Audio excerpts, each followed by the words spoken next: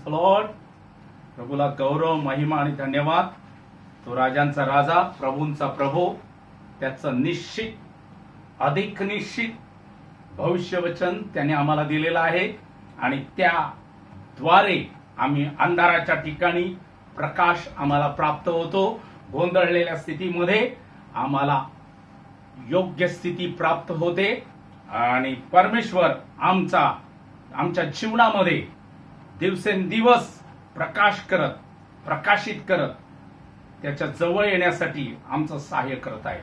Hallelujah. आणि म्हणून गेल्या दिवसामध्ये आम्ही पाहिलं की जर तो तारा तुमच्या जीवनात उगवेपर्यंत जर तुम्ही त्याच्याकडे चित्त द्याल तर बरे कराल. हालेलुया. तर त्या वचनाकडे, त्या निश्चित अभिवचनाकडे, भविष्यवचनाकडे जर आम्ही लक्ष देणार आहोत तर आजचं वचन आम्हाला समजणार आहे. हालेलुया. आणि म्हणून आजच्या मन्नासाठी शास्त्र भाग निवडलेला आहे लूका वर्तमान याचा 24वा अध्याय आणि 25 आणि 26 वचन. लूका वर्तमान याचा 24वा अध्याय 25 आणि 26.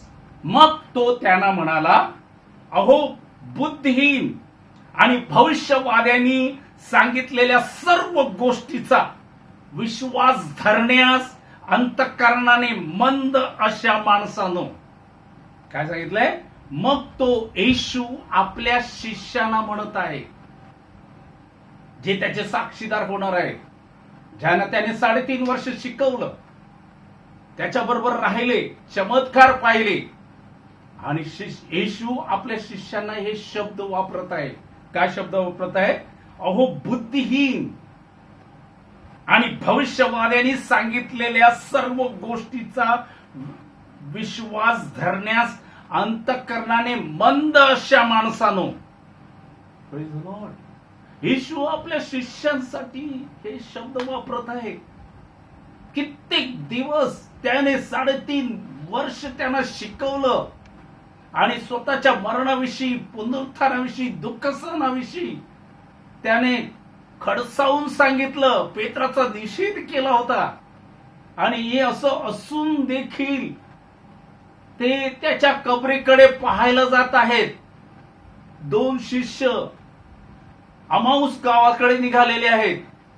हालेलुया. आपापल्या कामधंद्याला निघालेले आहेत आणि त्यांना बातमी कळल्यानंतर ते कबरेकडे जात आहेत. ज्या बाया सुगंधी द्रव्य घेऊन मोठ्या पहाटे गेल्या होत्या, त्यांनी ते वर्तमान आणलं आणि हे धावत जात आहेत तिकडे.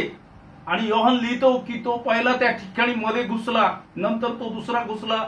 या सर्व गोष्टी झाल्यानंतर येशू त्यांना काय म्हणतोय की अहो बुद्धिहीन आणि भविष्यवाद्यांनी सांगितलेल्या सर्व गोष्टीचा विश्वास धरण्यास अंतःकरणाने मंद अशा माणसानं.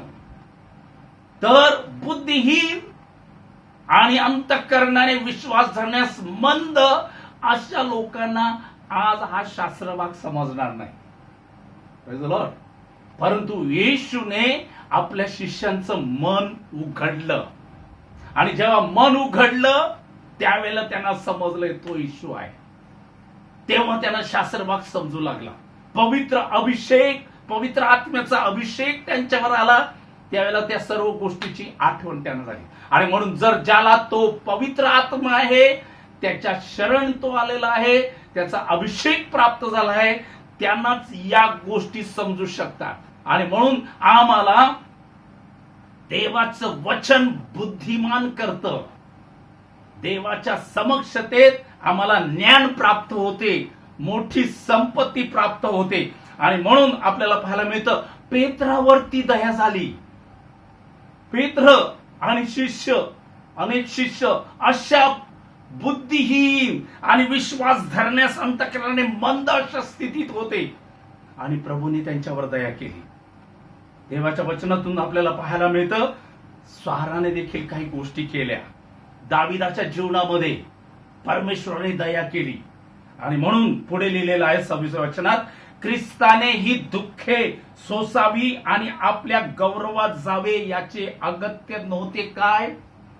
हालेलुया. तर हे ख्रिस्ताने दुःख सोसावी. तर आम्हाला बुद्धिहीन आम्ही कधी होतो? आम्हाला हे विश्वास धरण्यास अंतःकरणाने मंद होतो, त्यावेळेला हे शास्त्रभाग समजत नाही. आणि म्हणून रोमकरासपत्र 9 अध्याय आणि त्याच्यामध्ये काही वचन आपण पाहणार आहोत.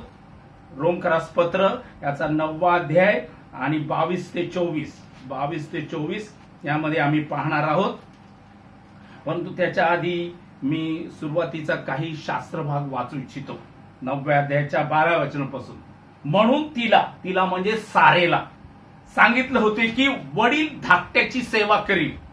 आणि असेही लिहिलेले आहे की मी याकोबावर प्रीती केली आणि एसावाचा द्वेष केला. मग सारेने हे का केलं?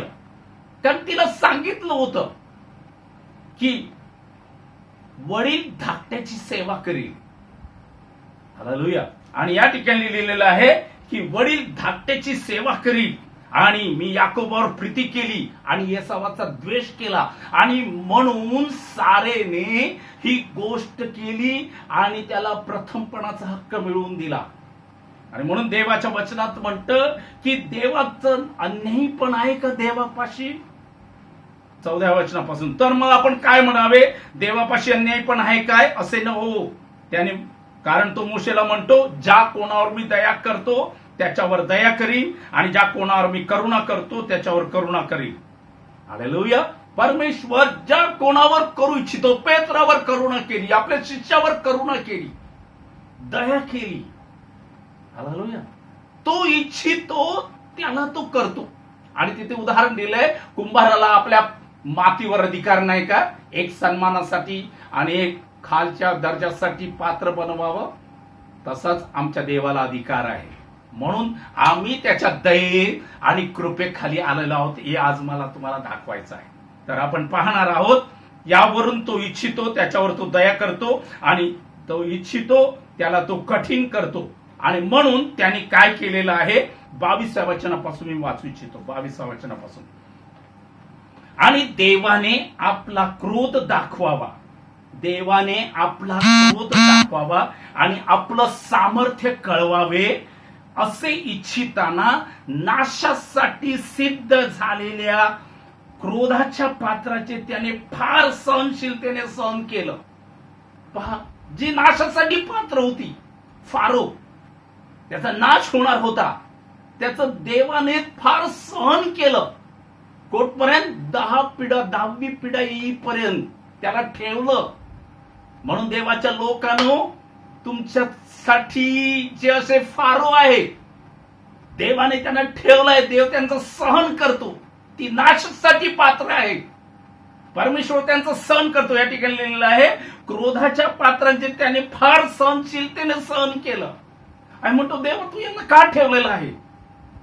परमेश्वर म्हणतो, त्याचं त्याने सहन केलं. आणि म्हणून पुढच्या 23व्या वचनात लिहिलेलं आहे, आणि त्याने जी पात्रे पूर्वी गौरवासाठी सिद्ध केली होती त्या दयेच्या पात्रावरून त्याने आपल्या महिम्याची संपत्ती कळवावी अशी त्याची इच्छा असली तर मग काय? त्या दयेच्या पात्रावरून त्याने आपल्या महिम्याची संपत्ती कळवावी अशी त्याची इच्छा. हालेलुया. आणि म्हणून 24व्या वचनात दिले, त्या दयेच्या पात्रास, ती दयेची पात्र कोण आहेत? त्या दयेच्या पात्रास म्हणजे आपणास त्याने यहुद्यातून केवळ नाही तर राष्ट्राच्या लोकांतूनही बोलवलेले आहे. ओके. तर आता मी या ठिकाणी सांगू इच्छितो, त्या दयेची पात्र कोण आहेत? आम्ही राष्ट्रातून निवडलेले देवाचे लोक. क्रोधाची पात्र कोण होती? उदाहरणार्थ फारो.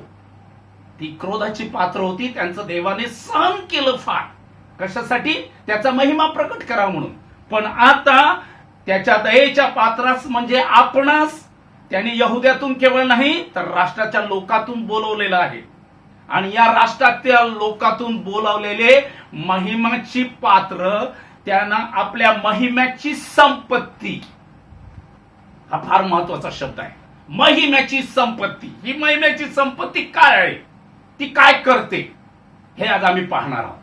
महिम्याची संपत्ती हे सर्व यासाठी मी वाचलं आलं की आम्हाला या महिम्याची संपत्ती काय आहे, ही कोणासाठी आहे? या दयेच्या पात्रांना.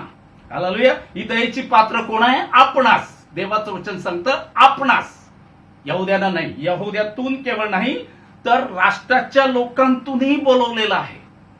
त्या आम्हास ही आपल्या महिम्याची संपत्ती कळवावी. तर ही महिम्याची संपत्ती काय आहे आणि काय करते, तर आपण पाहतो रोमकरासपत्र 2 अध्याय आणि 4 वचनात लिहिले, देवाचं चांगुलपण तुला पश्चाताप करायला लावतं. काय? देवाचं चांगुलपण. लक्ष ठेवा, देवाचं चांगुलपण. रोम 2:4 मध्ये लिहिलंय, देवाचं चांगुलपण तुला पश्चाताप करायला लावतं आणि ते न समजता त्याचे चांगुलपण, क्षमा आणि सहनता याची संपत्ती तू तुच्छ मानतोस काय? हालेलुया. जेव्हा आम्ही बुद्धिहीन होतो, विश्वास धरण्यास अंतःकरणाने मंद होतो, त्यावेळेला आम्ही त्याची संपत्ती तुच्छ लेखतो. या संपत्ती काय आहे? खजिना आहे मोठा. ही संपत्ती मोठं धन दौलत आहे.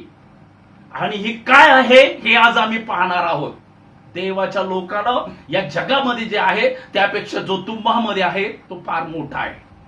हे जगाला नाही, त्यापेक्षा जे आम्हाला मिळाले हे मोठं धन आहे, मोठी संपत्ती आहे. आणि ही संपत्ती काय आहे हे आज आम्ही पाहणार आहोत. तर देवाचं चांगुलपण ही एक संपत्ती आहे. आणि देवाचं चांगुलपण, क्षमा आणि सहनता याची संपत्ती ही संपत्ती आहे. ही तू तुच्छ मानतोस काय? प्रश्न आहे. का ती स्वीकारतो? ही संपत्ती आम्हाला काय करायला लावते? पश्चाताप करायला लावते. देवाचं चांगुलपण काय करतं?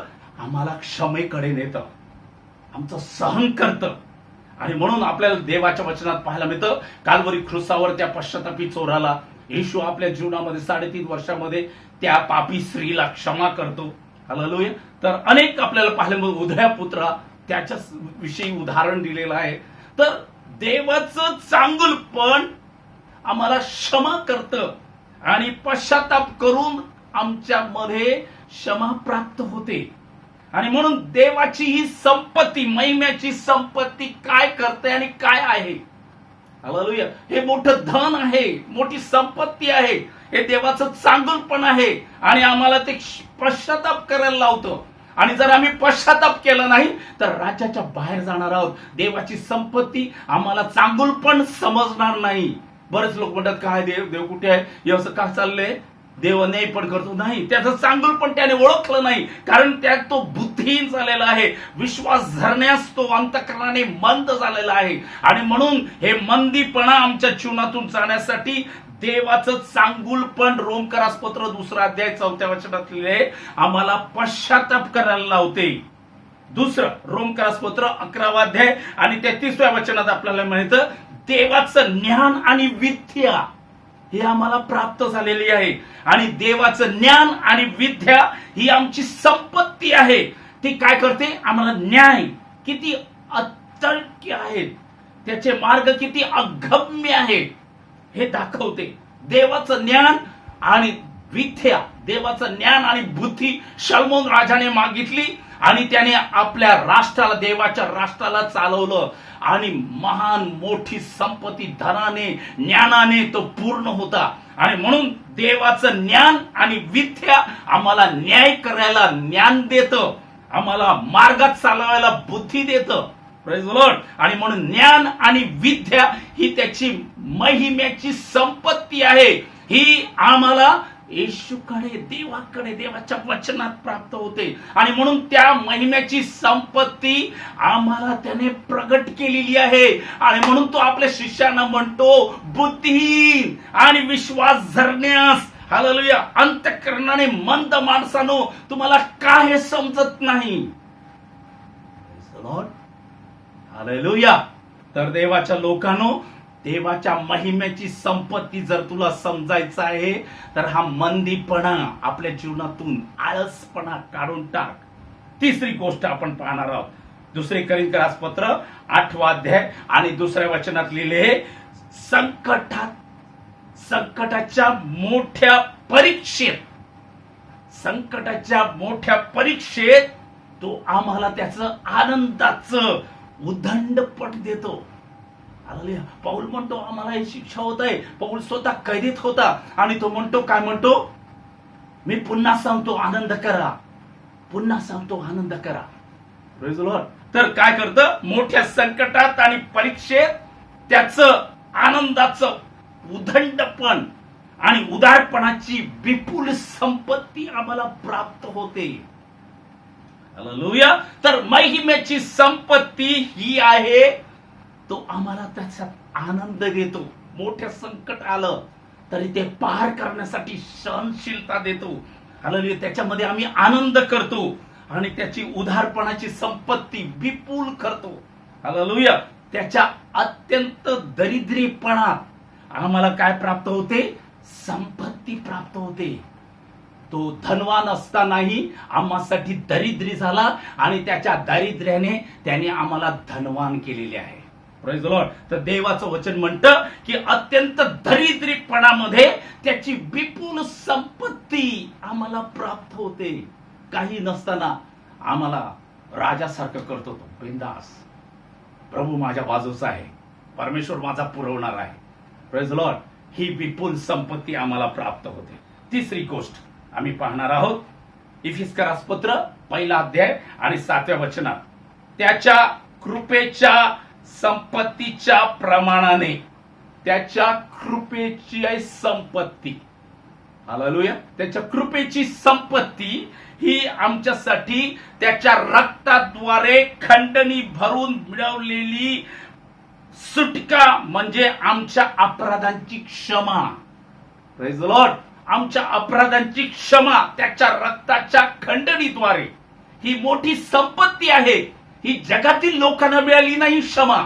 हालेलुया. आमचे पूर्वपार आलेले शाप, आमच्या जीवनात घडलेले सारे अन्याय अपराध त्याने आम्हाला क्षमा केलेली आहेत. हे कशाद्वारे, त्याच्या रक्ताच्या खंडणी भरून मिळवलेली सुटका आमची आहे आणि त्याद्वारे आम्हाला ती क्षमा मिळालेली आहे. आणि म्हणून त्याची कृपा काय दाखवते, आमच्या पापांची क्षमा. ही मोठी संपत्ती आहे. कृपा मोठी संपत्ती आहे. हालेलुया. त्याचा आनंद, उदंडपण, त्याचं विपुल संपत्ती, विपुलता ही आमची मोठी संपत्ती आहे. तर त्याच्या कृपेच्या संपत्तीच्या प्रमाणाने त्याच्या रक्ताच्या द्वारे खंडणी भरून मिळवलेली आमची सुटका, म्हणजे आमच्या पापांची क्षमा, ही मोठी हालेलुया महिमेची संपत्ती आम्हाला प्राप्त झाली. आम्ही धनवान झालो आहोत. आणि हे जर आमच्याकडे नाही, हालेलुया, आम्हाला चुटपुट एकसारखी, मी पापी आहे, मी पापी आहे, नाही.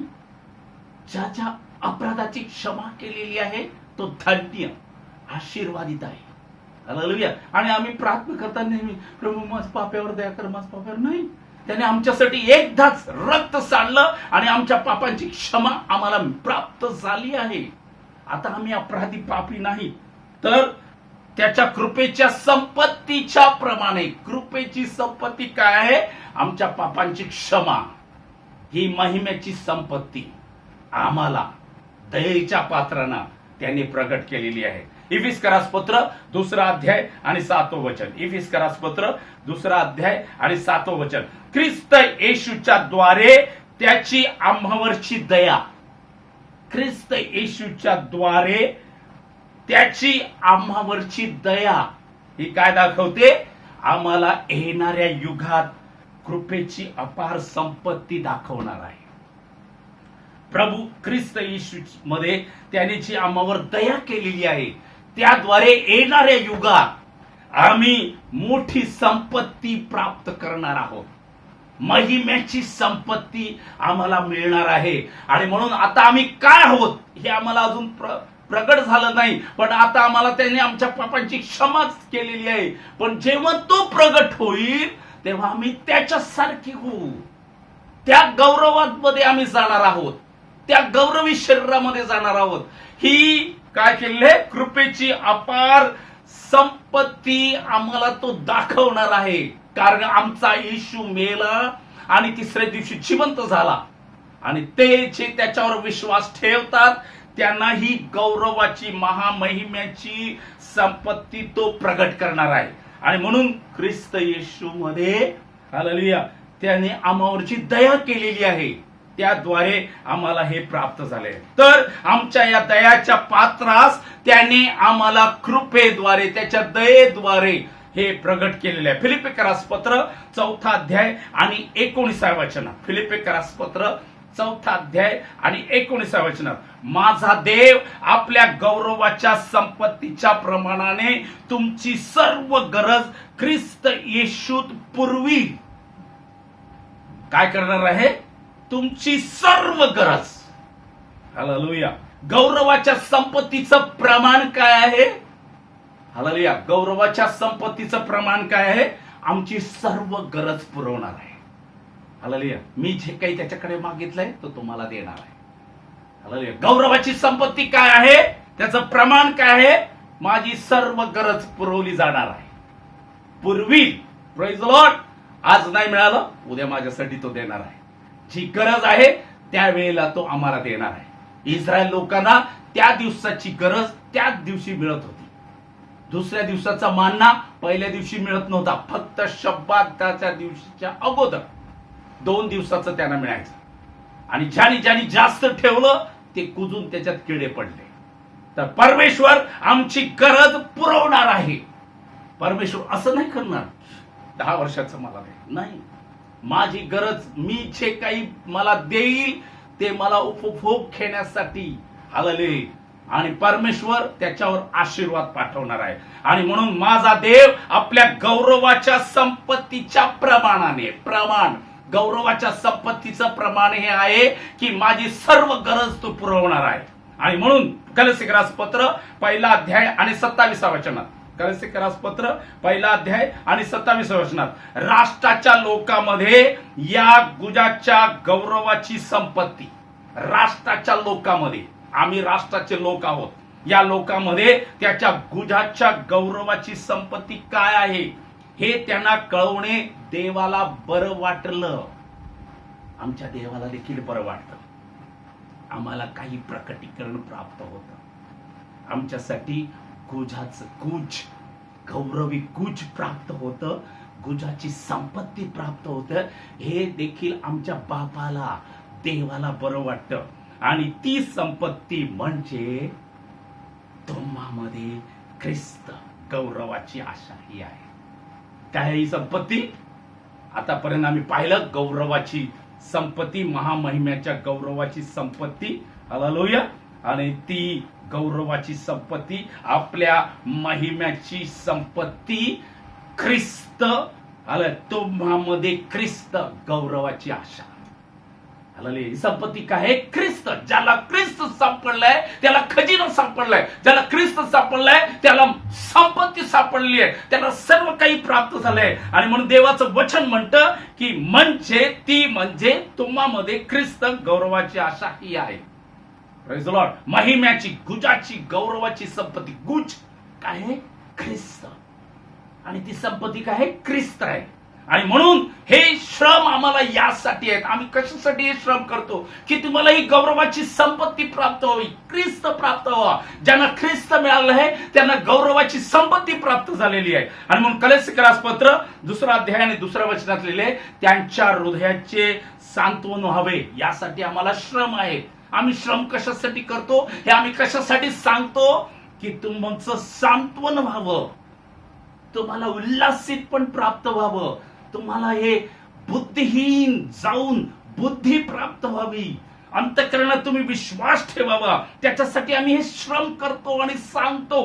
काय सांगतो? त्यांच्या हृदयाचे सांत्वन व्हावे आणि त्यांनी देवाचे म्हणजे बापाचे व ख्रिस्ताची गुज पूर्णपणे समजण्याकरिता खात्रीपूर्व ज्ञानाची सर्व संपत्ती प्राप्त होण्यासाठी प्रीतीत एकमेकाशी जोडले जावे. हालेलुया. आता शेवटी काय आहे? ज्ञानाची सर्व संपत्ती काय आहे? ही जर आम्हाला प्राप्त व्हायची आहे तर आम्हाला प्रीतीत एकमेकाशी जोडलं गेलं पाहिजे. हालेलुया. प्रीती कशी होईल? ज्ञानाची सर्व संपत्ती प्राप्त कशी होईल? प्रीती कशाप्रमाणे आम्ही करणार आहोत? एकमेकाशी जोडले जाणार आहोत. मला त्याचं पटत नाही. हालेलुया. आम्ही काय म्हणतो? त्याला मी प्रेस करणार नाही, त्याच्याशी बोलणार नाही. जर आम्ही प्रीतीशी जोडले जाणार नाहीत, एकमेकाशी जोडले जाणार नाही, तर त्याच्या ज्ञानाची सर्व संपत्ती आम्हाला प्राप्त होणार नाही. आम्हाला अर्धवट मिळालेला आहे. हालेलुया. आणि हे अर्धवट ज्ञान आम्हाला बुडवणार आहे, ख्रिस्तापर्यंत घेऊन जाणार नाही. आणि म्हणून या गुजाच्या गौरवाची संपत्ती, हालेलुया, हे गौरवी ज्ञान गुज, हालेलुया, हे काय आहे? ज्ञानाची सर्व संपत्ती प्राप्त होण्यासाठी प्रीतीत एकमेकाशी आम्ही जोडलं जावं. आणि म्हणून एक, हालेलुया, मोठं गुज आहे, ही मोठी संपत्ती आहे. आणि ही मोठी संपत्ती जर आम्हाला प्राप्त व्हायची आहे, तर एकमेकाबरोबर आमचे संबंध जोडले पाहिजे. कसे? प्रीतीने. करायचं म्हणून करायचं नाही, कोण सांगतो म्हणून नाही, पूर्ण अंतःकरणाने. येशू म्हणतो पूर्ण अंतःकरणाने तू आपल्या भावाला क्षमा करणार नाही, हालेलुया, तर तुझा बाप देखील तुला, स्वर्गीय पिता तुला क्षमा करणार नाही. येशूने आमचे बाप्पा प्रार्थना शिकवली, हे आमच्या स्वर्गातील पित्या. त्यामध्ये म्हटले, जसे आम्ही आमच्या अपराध्यांना क्षमा करीतो, तशी तू आमच्या अपराधाची क्षमा कर. केली आहे. प्रीतीत जोडले गेलेले आहोत का नुसतं वरवर करत आहोत? हालेलुया. मग ती आम्हाला गौरवाची संपत्ती, महिम्याची संपत्ती प्राप्त झाली नाही. हालेलुया. आणि म्हणून महिम्याची संपत्ती काय आहे? ती काय करते? हालेलुया, आम्हाला सहन करायला शक्ती देते, पश्चाताप करायला लावते, न्याय करण्यासाठी, वागण्यासाठी ज्ञान देतं, मार्गात मार्गदर्शन करतं, आनंद देतं. हालेलुया. आमच्या जीवनामध्ये, हालेलुया, क्षमा प्राप्ती झाली आहे याची खात्री देते. हालेलुया. येणाऱ्या युगात येशू बरोबर त्या गौरवात मी जाणार आहे हे आम्हाला दाखवते. आणि म्हणून ही गौरवाची संपत्ती, माझी सर्व गरज ख्रिस्त येशूमध्ये तो पुरवणार आहे. आणि म्हणून ही गौरवाची संपत्ती, महामहिमेची गौरवाची संपत्ती कळवावी अशी देवाची इच्छा आहे. आणि ती आम्हाला प्राप्त व्हावी. आम्ही एकटंच कुठेतरी धावू नये, एकटंच मला वाटलं म्हणून केलं नाही, तर देवाचा शब्द येशूने सांगितलेलं हे त्यांना कळलं नाही. 3.5 वर्ष त्यांना शिकवलं, गेले कित्येक वर्ष आम्ही शिकलो, पण या लॉकडाऊन मध्ये 4 महिन्यात आम्ही काय करत आहोत हे प्रगट करतं. त्या शिष्यासारखं करायला लागलेले, अविश्वास, त्या कबरेकडे धावत गेले. आणि म्हणून येशूने त्यांना सांगितलं, बुद्धिहीन, भविष्यवादांनी सांगितलेल्या सर्व गोष्टीचा विश्वास धरण्यास अंतःकरणाने मंद अशा माणसानो, शिष्य नाही म्हणत तो, माणसानो, हालेलुया, माझे लोक म्हणत नाही, माणसानो, हालेलुया, हे येशू म्हणतो. कोणाला म्हणतो? आपल्या शिष्यांना. आणि म्हणून आज आम्ही सावध होऊया. त्या महिम्याची संपत्ती, आपल्या महिम्याची संपत्ती त्याने आमच्या राष्ट्राच्या लोकांस, आम्हास दिलेली आहे. हालेलुया. आम्ही बुद्धिहीन होऊ नये. ज्ञान आणि बुद्धी त्याच्याकडून प्राप्त झालेली आहे. आणि म्हणून ज्ञान, देवाचं ज्ञान आणि विद्या याची संपत्ती आम्हाला त्याने प्रगट केलेली आहे. आणि ते म्हणजे ख्रिस्त. ख्रिस्त ज्ञान आहे. ज्ञानाने आपलं घर बांधलेलं आहे. प्रारंभी शब्द होता, शब्द देवाचा होता, शब्द देव होता. हालेलुया. आणि देवाचं भय, परमेश्वराचं भय ज्ञानाचा आरंभ आहे. आणि म्हणून हा ख्रिस्त शब्द, वचन हे आम्ही जेव्हा आपलंसं करणार आहात, तर ही संपत्ती ख्रिस्त आम्हाला सापडलेला आहे. ती संपत्ती मिळालेली आहे. त्याच्या जीवनात कधी अतृप्तता राहणार नाही. तो तृप्त राहील, खुश राहील. संकट येऊ दे, परीक्षा येऊ दे, कोणती स्थिती होऊ दे. हालेलुया. दावीद म्हणतो, सर्व समुद्र एका खोऱ्यात सारला गेला तरी मी भिणार नाही. हबकूक संदेष्ट म्हणतो, माझ्या गोठ्यात गुरे उरली नाही, द्राक्षवेलीने उपज दिला नाही, तरी मी माझ्या यहोवाच्या ठाई आनंद उल्हास करी. ही महिम्याची संपत्ती. हालेलुया. साधू सुंदर सिंगला ती महिम्याची संपत्ती प्राप्त झाली. आणि त्याला त्याच्या गौरवी मोठ्या घरातून, संपत्तीने भरलेल्या घरातून बाहेर काढलं. आणि ख्रिस्तासाठी त्याने आपलं घर सोडलं, संपत्ती सोडली. हालेलुया. तर ती महिम्याची संपत्ती ज्याला प्राप्त झालंय, त्याच्या पुढे या जगाची गोष्टी, जगाची दुःख, हालेलुया. आणि दुसरा एक शब्द वापरलेला आहे, संकटाच्या मोठ्या परीक्षेत आनंद प्राप्त होणार आहे. हालेलुया. परमेश्वर हे तुमच्या जीवनात करू इच्छितो. आणि म्हणून तो आज म्हणतो, पुन्हा एकदा मी म्हणतो, बुद्धिहीन भविष्यवाद्यांनी सांगितलेल्या सर्व गोष्टीचा विश्वास धरण्यास अंतःकरणाने मंद अशा माणसानं त्याच्यात आम्ही येत आहोत की आम्ही विश्वास धरलेला आहे. होय, विश्वास धरलाय म्हणून तुम्ही ऐकत आहात. आणि म्हणून मी तुम्हास एक कळवण्यासाठी श्रम घेतो. हालेलुया. कशासाठी? ती संपत्ती, तो ख्रिस्त तुम्हाला प्राप्त व्हावं आणि तुम्ही गौरवी विचन, दृष्टांत, देवाच्या वचनाचा उलगडा हे प्राप्त व्हावं. हालेलुया. तो प्रभू तुमच्या जीवनात हे करण्यास समर्थ आहे. Thank you Lord. प्रार्थना. सर्व समर्थ पित्या, तुझ्या गौरवाची, महिम्याची संपत्ती प्रत्येक ऐकणाऱ्या जीवनात प्राप्त होऊ दे. तुझ्या शिष्याने तू सांगितलेल्या गोष्टीवर विश्वास ठेवला नाही. मेल्यानंतर तिसऱ्या दिवशी ते कबरेमध्ये शोधायला गेले. त्यांना तू दोष लावला आणि स्वतः प्रकट झाला. पण आम्हा राष्ट्रातील लोकांना तू या शेवटल्या काळात प्रगट झालेला आहे. ती संपत्ती, तो ख्रिस्त तू आम्हाला प्राप्त झाला आहे. ही मोठी संपत्ती आहे, हा मोठा खजिना आहे. आणि त्याकडे जर आम्ही लक्ष देऊ, तो पहाटेचा तारा उगवेपर्यंत आम्ही त्याच्याकडे लक्ष लावू, तर आमचं बरं होणार आहे. ही बुद्धी आम्हाला तू दिली आहेस. हो, त्याकडेच पाहून, या जगाकडे न पाहता, जगातील अभिलाषाकडे न पाहता, त्या तुझ्याकडे पाहून चालण्यास आम्हा प्रत्येकांचा सहाय्यक हो. आज रात्री या वेळेला ऐकत असताना प्रत्येक जीवनामध्ये तुझी समक्षता, तुझं सानिध्य, तुझं प्रेझन्स, उपस्थिती प्रत्येकाला प्राप्त होऊ दे. Thank you Jesus. Thank you holy spirit. स्वर्गीय पिते, आम्ही तुझे आभार मानतो. सारा आदर, महिमा आणि गौरव तुला देतो. येशूच्या नावात मागतो म्हणून त्या एकाने मान्य करा. आमेन. God bless you. परमेश्वर तुम्हाला आशीर्वाद करो.